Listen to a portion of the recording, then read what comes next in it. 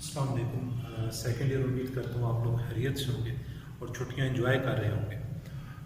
आज हम लोग चैप्टर 15 में अपना आखिरी टॉपिक देखेंगे और वो टॉपिक है हमारा detection of elements in organic compound. तो detection of elements in organic compound जो है इसमें हम लोगों ने देखना क्या क्या है, इस पर हम थोड़ी सी बात करेंगे। हमारा टॉपिक ऑफ डिस्कशन क्या होगा? Detection of elements in organic compounds.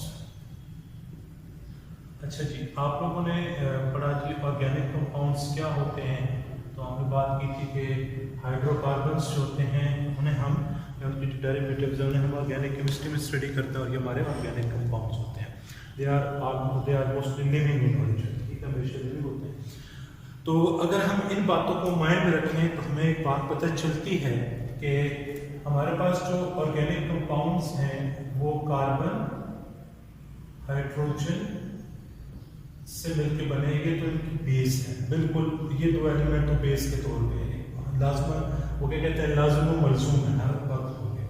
इसके अलावा कौन कौन से एलिमेंट्स हो सकते हैं जो ऑर्गेनिक कंपाउंड्स में पाए जाते हैं? उनमें ऑक्सीजन आता है, नाइट्रोजन आता है, हेलोजन आते हैं, सल्फर आता है, ठीक है। तो ये हमारे पास मेनली वो एलिमेंट्स हैं जो ऑर्गेनिक कंपाउंड्स में है। तो ये 6 एलिमेंट बनते हैं, carbon, hydrogen, oxygen, nitrogen, halogen और सल्फर। तो हमने मोस्टली इन्हीं के फंक्शन थे, तो फंक्शनल ग्रुप में भी हम यही एलिमेंट पढ़े हैं। तो ये वही एलिमेंट्स हैं, इनको हमने देखा। अब जो सबसे पहला टॉपिक हमारी बुक में है वो है detection of carbon and hydrogen. Detection of carbon and hydrogen, ये जो मेन टॉपिक है हमारा detection of elements in organic compounds में सबसे पहले हम लोग क्या डिटेक्ट करेंगे? कार्बन और हाइड्रोजन। तो स्टूडेंट्स, कार्बन और हाइड्रोजन को डिटेक्ट करने के लिए हम लोग थोड़ी सी मिकदार में ऑर्गेनिक कंपाउंड लेते हैं और उसे कॉपर ऑक्साइड के साथ टेस्ट ट्यूब में हीट करते हैं। जब हम कॉपर ऑक्साइड के साथ CuO के साथ स्मॉल अमाउंट में ऑर्गेनिक कंपाउंड को हीट करते हैं तो हमारे ऑर्गेनिक कंपाउंड में जो कार्बन होता है वो ऑक्सीजन लेके कार्बन कॉपर से, ठीक है, कन्वर्ट हो जाता है कार्बन डाइऑक्साइड में। और हमारे पास जो हाइड्रोजन होता है H2, ये CuO यानी कॉपर ऑक्साइड से रिएक्ट करके H2O में कन्वर्ट हो जाता है और साथ में बना देता है कॉपर। तो एक रफ सा स्केच बना रहे थे आपने जी, एक टेस्ट ट्यूब ली हुई है ग्लास की बनी हुई, इसमें हम लोग नीचे से ये राउंड होती है टेस्ट ट्यूब, ये जी ये आपके पास टेस्ट ट्यूब है, ये आपने स्टैंड लगा दिया, इसके ऊपर आप फ्लेम लेके इसको हीट कर रहे हैं ऑर्गेनिक कंपाउंड को, ठीक है। इसमें आपने ऑर्गेनिक कंपाउंड प्लस CuO लिया, इसको आप हीट करते हैं। यहाँ से हम इसके ऊपर लेड लगा के ढक्कन लगा के बंद करते हैं। अच्छा, अब हमने क्या किया हुआ जी, एक और जार में, यहाँ पर बीकर में, जार में हमने लाइम वाटर लिया हुआ है और यहाँ पर हम डिटेक्शन करने लगे कॉपर की। देखें होता क्या है। हम क्या करते हैं, जब इस ऑर्गेनिक कंपाउंड को कॉपर ऑक्साइड के साथ हीट करते हैं तो हमारे पास जो ऑर्गेनिक कंपाउंड में कार्बन है वो कॉपर ऑक्साइड के साथ रिएक्ट करके कार्बन डाइऑक्साइड और कॉपर में कन्वर्ट हो जाता है। अब होता क्या है कि कार्बन गैसियस फॉर्म में ये यहाँ से इधर आएगी। यहाँ पर हमने लिया होता है लाइम वाटर। लाइम वाटर के कैल्शियम ऑक्साइड को जब आप वाटर में डिसॉल्व करते हैं तो ये आपके पास कन्वर्ट हो जाता है CaOH ट्वाइस में, ठीक है। तो ये आपके पास कहलाता है लाइम वाटर। जब कार्बन डाइऑक्साइड को हम लेके आते हैं यहाँ से इस लाइम वाटर में से पास करते हैं तो ये इस लाइम वाटर को मिल्की बना देती है। क्या होता है, ये जो कैल्शियम हाइड्रोक्साइड है ये कार्बन डाइऑक्साइड से रिएक्ट करते हैं CaCO3 और H2O में कन्वर्ट हो जाते हैं। तो ये लाइम वाटर का मिल्की हो जाना इस बात की निशानी है कि हमारे पास जो कंपाउंड था उसमें कार्बन मौजूद था और वो कार्बन फिर किस में कन्वर्ट हुआ? कार्बन डाइऑक्साइड में कन्वर्ट हुआ और कार्बन डाइऑक्साइड ने लाइम वाटर को मिल्की बना दिया। तो this is the test to check the presence of carbon in the organic compound. दूसरे नंबर पे आ जाता है हमारे पास वो हाइड्रोजन। तो हाइड्रोजन जो है वो किस में कन्वर्ट होता है हमारे पास? वाटर में। तो ये water in the form of water vapours होते हैं। अब इसको चेक करने के लिए हम क्या करते हैं, हम यहाँ पर कॉपर सल्फेट जो होता है सॉल्ट, इसको ऐड करते हैं और ये कॉपर सल्फेट एनहाइड्रस फॉर्म में है और वाइट कलर का होता है। ये वाटर वेपर्स को एब्जॉर्ब करके ठीक है कन्वर्ट हो जाते हैं CuSO4.5H2O, यानी अपनी हाइड्रेटेड फॉर्म में कन्वर्ट हो जाता है। ये 5 वाटर की जो मॉलिक्यूल है, ये वाटर ऑफ क्रिस्टलाइजेशन के फॉर्म में नजर आते हैं, या वाटर ऑफ हाइड्रेशन जो आप फर्स्ट ईयर के चैप्टर नंबर 10 में पढ़ते हैं, और इसका कलर ब्लू हो जाता है। तो इसका व्हाइट से ब्लू कलर में टर्न होना हमें बताता है कि इसने वाटर वेपर्स एब्जॉर्ब किया। और वो वाटर वेपर्स कहाँ से हैं? वो हाइड्रोजन के हैं। वो हाइड्रोजन जो है उसने यहाँ से ऑक्सीजन लिया और वाटर वेपर्स की फॉर्म में कन्वर्ट हो गया। तो ये थी हमारी पहली डिटेक्शन किसकी? कार्बन और हाइड्रोजन की। अब हम देखने लगे कि जो टॉपिक उसमें हम देखेंगे कि how to detect halogen, nitrogen and sulphur inorganic compound. ये आपका सेकंड ईयर में प्रैक्टिकल है, तो इसलिए ये थोड़ा इंपॉर्टेंट है और पेपर में आ भी जाता है। तो इसको आप डिटेक्ट करने के लिए लिसाइन सॉल्यूशन टेस्ट करते हैं। आप क्या करते हैं? Lassaigne solution test, LASSAI, Lassaigne solution test. अच्छा, इसमें आप लोग क्या करते हैं? सबसे पहले हम लोग करते ही हुए एक छोटी सी ट्यूब होती है, उसको कहते हैं फियम ट्यूब। फियम ट्यूब में हम लोग सोडियम मेटल ऐड करेंगे और इसको हम कर देते हैं बिल्कुल रेड हॉट कर देते हैं उसको। जब हम इसको रेड हॉट करते हैं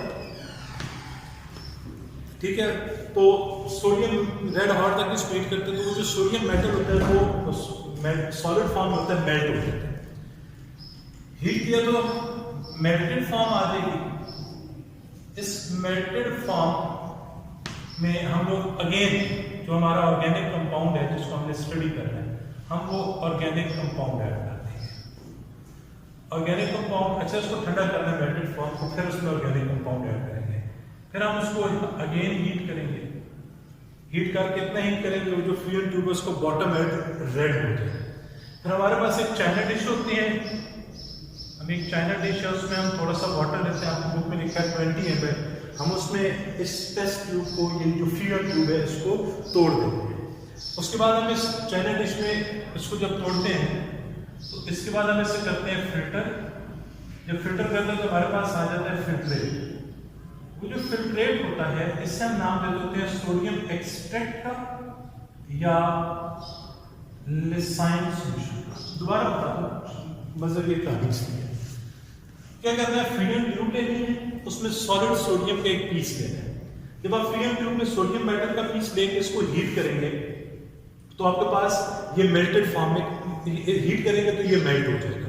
मेल्ट करके इसको थोड़ा सा ठंडा करेंगे। जो ऑर्गेनिक कंपाउंड अंडर ऑब्जर्वेशन या अंडर स्टडी है उसके ऊपर थोड़ा सा ऑर्गेनिक कंपाउंड ऐड करना है आपने। अगेन इस फीडियम ट्यूब को हीट करना है। अब वो मेल्टेड फॉर्म में जो पहले सोडियम मेटल था वो मेल्टेड फॉर्म में था, आपने ऑर्गेनिक कंपाउंड भी ऐड कर दिया। इसको अगेन जब आप हीट करेंगे तो इतना हीट करना है कि वो जो फीडियम ट्यूब का बॉटम एंड है वो रेड हो जाए, रेड हॉट जिसे आप कहते हैं। हीट करने के बाद आपने एक चाइना डिश लेनी है, उसमें आपने 20 ml वाटर ऐड करना है और ये जो आपके पास फीडियम ट्यूब है उसको इसके अंदर तोड़ देना। उसके बाद वो आपके पास स्टेरर होगा, थोड़ा सा मिक्स भी कर लेंगे उसको। जब आप इसको तोड़ देंगे उसके बाद आप इसमें वो जो वाटर में साल्ट डिजॉल्व हो गया और जो फीडियम ट्यूब के टुकड़े होंगे इनको आप अलग करने के लिए फिल्टर करेंगे। फिल्टर जब करेंगे तो आपके पास फिल्ट्रेट आएगा। उस फिल्ट्रेट को जो चीज़ नीचे आपके पास आएगी, ये कांच के टुकड़े और कुछ अनडिजॉल्व मटेरियल ऊपर पेपर पे रह जाएगा, फिल्टर पेपर पे, बाकी जो नीचे आपके पास बीकर में आएगा उसको हम कहेंगे फिल्ट्रेट। इस फिल्ट्रेट को हम नाम देते होते हैं सोडियम एक्सट्रैक्ट का या लिसाइन सॉल्यूशन। अब हम इसके 3 हिस्से बना देते हैं, ठीक है, 3 पोर्शन में हम इसको डिवाइड कर देते हैं, 1 2 और ये 3, इस तरीके से। अब इसके ऊपर हम तीनों पे अलग-अलग टेस्ट अप्लाई करेंगे। एक हिस्से से हम लोग नाइट्रोजन डिटेक्ट करेंगे, एक से हम सल्फर करेंगे और एक से हम लोग हाइड्रोजन करेंगे। कैसे करते हैं जी, देखते हैं इसको भी। यहाँ तक उम्मीद करता हूँ आपको समझ आ गया। अच्छा, उससे पहले जब हमने ये सारा काम किया ना सोडियम मेटल और ये इसमें हीट किया तो हुआ क्या है। देखो बेटा, हमने जब सोडियम मेटल को मोल्टन फॉर्म में कन्वर्ट किया, वो पिघल गया, तो अगर हमारे कंपाउंड में कार्बन और नाइट्रोजन मौजूद है तो ये बना देंगे सोडियम साइनाइड, यानी ये Na और Cn मिल जाएंगे और NaCN सोडियम साइनाइड बना देंगे। अगर वहां पर कार्बन, सल्फर और नाइट्रोजन ये तीनों चीजें हैं तो ये बना देंगे सोडियम थायोसाइनाइड SCN, ठीक है। ये इसको इस S की वजह से इसको हम थायोसाइनाइड कहते हैं। इसके अलावा अगर हैलोजन है तो वो बना देगा NaH, यानी हेलाइड क्लोराइड है, क्लोरीन है तो सोडियम क्लोराइड, ब्रोमाइड, उस तरह से। और एक यूं भी पॉसिबिलिटी है कि ये नाइट्रोजन और सिर्फ सल्फर हो तो फिर उस वक्त ये कन्वर्ट हो जाएगा Na2S सोडियम सल्फाइड। तो यानी जो हमारे पास नाइट्रोजन होता है वो साइनाइड और थायोसाइनाइड की फॉर्म में आ जाता है इस रिएक्शन के नतीजे। जो हमारा सल्फर होता है वो थायोसाइनाइड और सल्फाइड की फॉर्म में आ जाता है, और हैलोजन जो है वो हेलाइड की फॉर्म में कन्वर्ट हो जाता है। तो जो आपने वो फिल्ट्रेट लिया ना, वो बनते हुए ये रिएक्शंस हुए होते हैं। अब इन रिएक्शंस में ये जो प्रोडक्ट्स बने ये फर्दर आगे रिएक्शन में अपने टेस्ट वगैरह जब हम करेंगे तो उसमें यूज होंगे और हमारे पास प्रोडक्ट्स बनेंगे। तो सबसे पहले जी हम लोग डिटेक्शन ऑफ नाइट्रोजन करेंगे या टेस्ट फॉर नाइट्रोजन।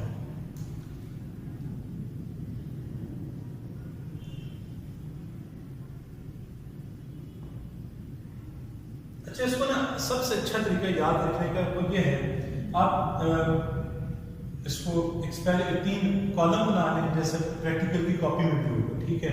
सबसे पहले में आप लिखेंगे एक्सपेरिमेंट, दूसरे में ऑब्जर्वेशन, तीसरे में रिजल्ट्स या इन्फरेंस। तो मैं पूरी काम करता हूँ। एक्सपेरिमेंट या टेस्ट हमने किया कि हमारे पास दूसरे नंबर पे आ जाएगी ऑब्जर्वेशन और तीसरे नंबर पे हम लिख देंगे रिजल्ट्स। हमारे पास रिजल्ट आया। आपने क्या किया जी, थोड़ा सा लिया है लेसाइन सॉल्यूशन में सोडियम एक्सट्रैक्ट और इसमें हम लोग सबसे पहले ऐड करेंगे NaOH, ठीक है। और उस फ्यू ड्रॉप्स ऑफ NaOH हम इसमें ऐड करते हैं और ताकि हमारा सॉल्यूशन एल्कलाइन हो जाए, और उसके बाद हम उसमें फ्रेशली प्रिपेयर्ड FeSO4, ठीक है। पहले हम डालते हैं कि few drops of NaOH and then FeSO4, ये फ्रेशली प्रिपेयर्ड FeSO4। पहला काम है, कुछ भी नहीं होता अभी नहीं। अच्छा, अब जब हमने FeSO4 डाल दिया तो उसके बाद हम इसमें सॉल्यूशन में फ्यू ड्रॉप्स ऑफ, दूसरा काम आपने क्या करना है, फ्यू ड्रॉप्स ऑफ, चलिए छोड़े इसको, आपके लिए वो इससे भी आसान है। हमने जो कहा हम इसको 3 पोर्शंस में डिवाइड करते हैं। पहले पोर्शन में ये हमारे पास सोडियम एक्सट्रैक्ट पड़ा हुआ है। हमने सबसे पहले इसमें क्या ऐड किया, फ्यू ड्रॉप्स ऑफ NaOH, हमारा सॉल्यूशन थोड़ा अल्कलाइन हो जाए। दूसरे नंबर पे हम इसमें क्या करते हैं, हम इसमें ऐड करते हैं फ्रेशली प्रिपेयर्ड FeSO4। तीसरे स्टेप में हम लोग क्या करते हैं, इसमें few drops of FeCl3 solution और HCl ऐड करते हैं। Few drops of FeCl3 and HCl, ये चीजें हम ऐड करते हैं। और देन जैसे ही अगर आप HCl ऐड करते हैं तो आपके पास क्या होगा, यहां पर ब्लू कलर के ब्लू PPTs या ब्लड रेड PPTs बनेंगे।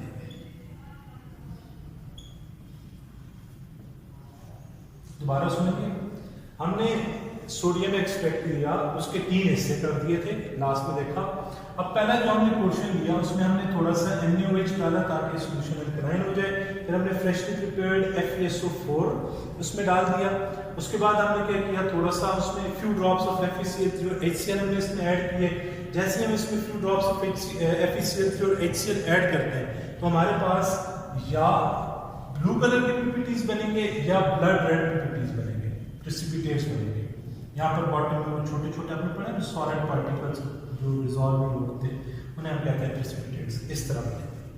अब ये हुआ क्या है और ये ब्लू प्रेसिपिटेट्स किस चीज के बने हैं, तो ये हमने देखना है। देखिए जी स्टूडेंट्स, अगर तो हमारे यहाँ पर कंपाउंड में सिर्फ नाइट्रोजन था तो वो क्या करेगा, वो सोडियम एक्सट्रैक्ट बनते हुए कार्बन और नाइट्रोजन मिलके सोडियम साइनाइड में कन्वर्ट हो जाएंगे। ये सोडियम साइनाइड जब हम इसमें FeSO4 ऐड करेंगे, ठीक है, तो ये हमारे पास कन्वर्ट हो जाएगा एक कॉम्प्लेक्स में और ये कुछ इस तरह की चीज बना देगा। ये क्या है, चैप्टर 15 पढ़ेंगे, नॉमेनक्लेचर पढ़ेंगे, सब कुछ आपको समझ आ जाएगा। उसके बाद साथ में बन जाता है Na2SO4।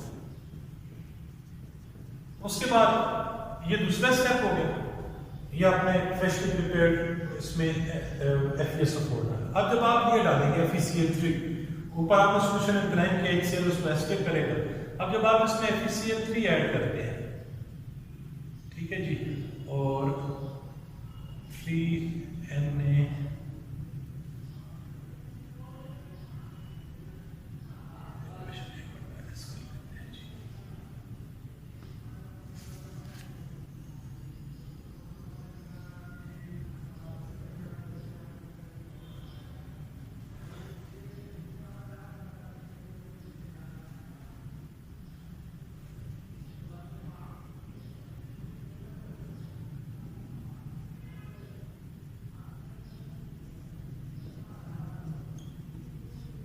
अच्छा जी, क्या हुआ, हमने 4 मोल्स ऑफ इक्वेशन बैलेंस करने के लिए जब हमने FeCl3 ऐड किया तो 4 मोल इसके लिए 3 मोल इसके, तो यहाँ से ये NaCl को लेके NaCl में कन्वर्ट हो गया और ये Fe इधर आके अटैच हो गया। जब Fe इधर आके अटैच हुआ कॉम्प्लेक्स के साथ तो ये ब्लू कलर की PPTs, इसकी वजह से ब्लू कलर की अपीयरेंस आएगी।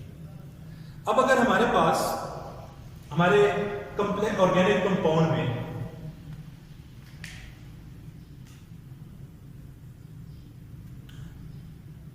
सल्फर और नाइट्रोजन दोनों मौजूद हैं, ठीक है जी, तो उस वक्त हमें सल्फर के लिए अलग टेस्ट करने की जरूरत नहीं है, यही टेस्ट हमें सल्फर की प्रेजेंस भी शो करवा देगा। कैसे होगा, यूं कि Na कार्बन और ये मिलके पहले स्टेप में जब साइन सॉल्यूशन ये सोडियम एक्सट्रैक्ट बन रहा होगा तो ये थायोसाइनाइड में कन्वर्ट हो जाएंगे।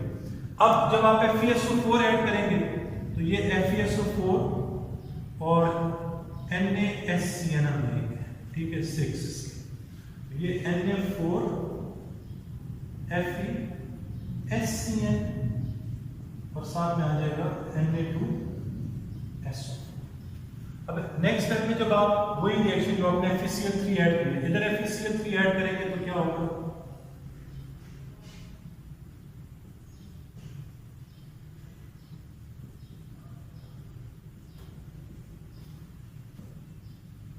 पास आ जाएगा Fe4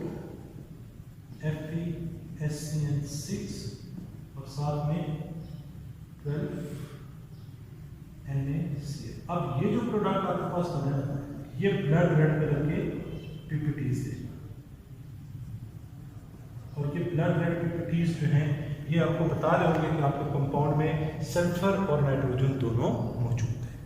उम्मीद करता हूँ आपको ये टॉपिक समझ आ गया होगा। हमने सबसे पहले वो डिटेक्शन में पढ़ा है इसको, कार्बन और हाइड्रोजन की डिटेक्शन। अब हमने एसाइन सॉल्यूशन बनाया, एसाइन सॉल्यूशन में सिर्फ हमने अभी तक एक डिटेक्शन पढ़ी है जो है डिटेक्शन ऑफ नाइट्रोजन, ये टेस्ट फॉर नाइट्रोजन। अभी आगे हम इसको अच्छा जी, तो हमने डिटेक्शन ऑफ नाइट्रोजन देखी, अब हम आगे देखेंगे टेस्ट फॉर सल्फर। सल्फर को डिटेक्ट करने के लिए या उसको प्रेजेंस चेक करने के लिए क्या करते हैं, हमने वो जो एसाइन सॉल्यूशन के या सोडियम एक्सट्रैक्ट के 3 पोर्शन दिए थे उसमें से दूसरा पोर्शन लेते हैं और उसमें थोड़ा सा एसिटिक एसिड डाल के इसकी एसिडिफिकेशन करते हैं। अब उसके बाद जब हम इसमें एसिटिक एसिड डालते हैं तो उस वक्त क्या होता है, हमारे पास जैसे ही हम एसिटिक एसिड डालते हैं तो ये जो सोडियम सल्फाइड बना है, जो सल्फर होगा वो सोडियम सल्फाइड में फॉर्म होगा। अगर सिर्फ सोडियम है, अगर सोडियम कह रहे हैं, अगर सिर्फ सल्फर है तो वो सोडियम सल्फाइड में फॉर्म होगा। अगर सल्फर और नाइट्रोजन दोनों एक ही कंपाउंड में मौजूद हैं तो वो फिर थायोसाइनाइड की फॉर्म में होगा जो हमने नाइट्रोजन में देखा है। तो ये सल्फाइड की फॉर्म में है कि ये सल्फाइड रिएक्ट करेंगे एसिटिक एसिड और H2S गैस बनाने का। हम क्या करेंगे, सोल्यूशन को फिर हीट करेंगे ताकि ये जो H2S गैस बनी है ये इधर सोल्यूशन में से एक्सपेल हो, बाहर की तरफ निकले। तो उसके बाद हम उसके ऊपर रख देते हैं लेड एसीटेट पेपर। जैसे ये H2S लेड एसीटेट पेपर में से पास होती है तो लेड एसीटेट और एसिटिक एसिड में कन्वर्ट हो जाती है। और ये जो लेड एसीटेट होता है ये ब्लैक कलर का होता है, ठीक है। तो ये जो जैसे आप H2S गैस को बॉयल करते हैं और वो निकलती है और ऊपर आप रखते हैं, उस पर वो एक्सपेंड होती है और ऊपर आप उसके लेड एसीटेट का पेपर रखते हैं तो वो lead acetate paper black colour में कन्वर्ट हो जाता है, which shows the presence of sulphide, ठीक है। तो यानी sulphur in the form of sulphide, तो ये आपके पास PbS बन जाता है और एसिटिक एसिड। थर्ड जो हमारा पोर्शन होता है उसमें हम लोग हैलोजन की डिटेक्शन कर रहे होते हैं, उसको की डिटेक्शन के लिए यूज करते हैं उसको। उसमें हम सबसे पहले नाइट्रिक एसिड ऐड करते हैं और उसको बॉयल करते हैं। नाइट्रिक एसिड ऐड करने का हमारा मकसद ये होता है कि हम इसमें से जो साइनाइड्स और सल्फाइड आयंस हैं उनको रिमूव करते हैं। और दूसरे नंबर पे हम इसमें AgNO3 का सॉल्यूशन ऐड करते हैं। जैसे हम AgNO3 सिल्वर नाइट्रेट ऐड करते हैं तो हमारे पास तीन बातें होती हैं, या तो हमारे पास व्हाइट PPTs बनेंगे, या पेल येलो बनेंगे, या डीप येलो बनेंगे। अगर हमारे पास व्हाइट PPTs बन रहे हैं जो NH4 में सॉल्युबल है तो इसका मतलब ये है कि हमारा जो ऑर्गेनिक कंपाउंड है उसमें हैलोजन जो है वो क्लोरीन मौजूद है। अगर पेल येलो PPTs बन रहे हैं तो उस वक्त हमारे पास ब्रोमीन मौजूद होगी, और अगर हमारे पास डीप येलो PPTs बन रहे हैं तो उस वक्त हमारे पास आयोडीन जो है वो मौजूद होगा ऑर्गेनिक कंपाउंड में। स्टूडेंट याद रखो ये आपका सिस्टमैटिक सा काम था। इसके बाद आगे हम देखेंगे डिटेक्शन ऑफ ऑक्सीजन। तो मैं जुबानी बता रहा हूँ, डिटेक्शन ऑफ ऑक्सीजन के लिए कोई स्पेसिफिक एक्सपेरिमेंट नहीं है, ठीक है। ऑक्सीजन जो है उसकी डिटेक्शन के लिए हम उसको फंक्शनल ग्रुप्स में कन्वर्ट कर लेते हैं, ठीक है। जैसे OH की फॉर्म में, एल्डिहाइड, कीटोन या कार्बोक्सिलिक एसिड में, और उसकी डिटेक्शन कर लेते हैं।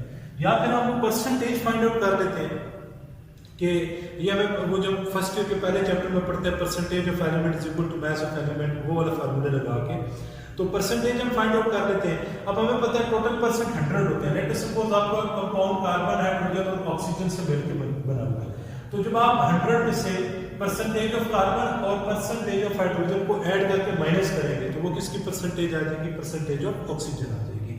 इसके लिए कोई स्पेसिफाइड टेस्ट नहीं, जैसे आपने सल्फर की प्रेजेंस को चेक करने के लिए या हैलोजन की प्रेजेंस को चेक करने के लिए देखा। उसके बाद मेटल्स अगर आपके पास ऑर्गेनिक कंपाउंड में जो ऑर्गेनोमेटालिक कंपाउंड्स हैं उनमें, तो उनके लिए फिर हम कुछ टेस्ट परफॉर्म करते हैं जिसको हम बाद में देखेंगे, मतलब अगले लेक्चर में। उम्मीद करता हूँ यहाँ तक आपको ये बात समझ आ गई होगी। तो यहाँ पर हमारा आज की लेक्चर खत्म होता है। इंशाल्लाह नेक्स्ट टाइम आपसे जब मुलाकात होगी तो दो बातें देखेंगे और हम चैप्टर नंबर 16 स्टार्ट करेंगे। कोई क्वेश्चन हो, कोई क्वेरीज हो तो जरूर उसको कमेंट बॉक्स में लिखें। Thank you very much.